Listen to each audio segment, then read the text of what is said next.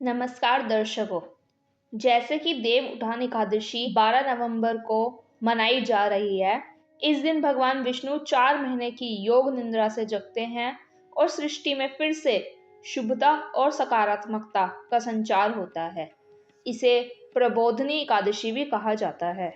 इस वर्ष देवउठान एकादशी 12 नवंबर को मनाई जाएगी, जो धार्मिक दृष्टि से अत्यंत शुभ और महत्वपूर्ण माना जाता है। यह दिन मांगलिक कार्यों के आरंभ का संकेत होता है, जैसे विवाह, गृह प्रवेश और अन्य शुभ कार्य जिन्हें चतुर्मास के दौरान निषेध माना गया था। एकादशी तिथि का आरंभ 11 नवंबर 2024 को रात 10:19 से हो जाएगा और इसका समापन 12 नवंबर को रात 8:57 पे होगा। देवउठान एकादशी पर व्रत और पूजा का शुभ समय मुख्य रूप से सूर्योदय के समय होता है। इस दिन तुलसी विवाह का भी आयोजन किया जाता है, जो रात के समय शुभ माना जाता है। देवउठान एकादशी से मांगलिक कार्यों की शुरुआत हो जाती है। इस दिन के बाद सभी शुभ कार्यों का आरंभ होता है, इसलिए इसे विवाह और गृह प्रवेश जैसे कार्यों के लिए अत्यंत शुभ माना गया है। मान्यता है कि इस दिन व्रत रखने और भगवान विष्णु की पूजा से पापों का नाश होता है और मोक्ष की प्राप्ति होती है।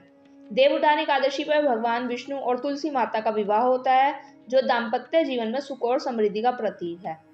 इस दिन प्रातः काल स्नान कर व्रत का संकल्प किया जाता है। भगवान विष्णु की पूजा तुलसी के पत्तों से की जाती है।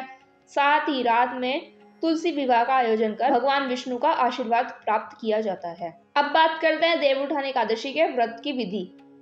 इस दिन सुबह स्नान करके व्रत का संकल्प किया जाता है और भगवान विष्णु की पूजा की जाती है। पूजा में तुलसी दल का विशेष महत्व है। भगवान विष्णु को तुलसी के पत्ते चढ़ाकर, दीप जलाकर और गंगा जल से अभिषेक कर पूजा की जाती है। इस दिन व्रत करने से सभी पापों का नाश हो जाता है और मोक्ष की प्राप्ति होती है।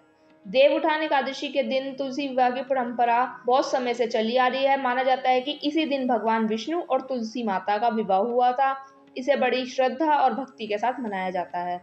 तुलसी विवाह से दाम्पत्य जीवन में सुख और समृद्धि आती है और सभी मनोकामनाएं पूर्ण होती हैं। इस दिन को लेकर कुछ विशेष नियम भी हैं, जैसे कि इस दिन व्रत रखने वालों को नमक का सेवन नहीं करना चाहिए।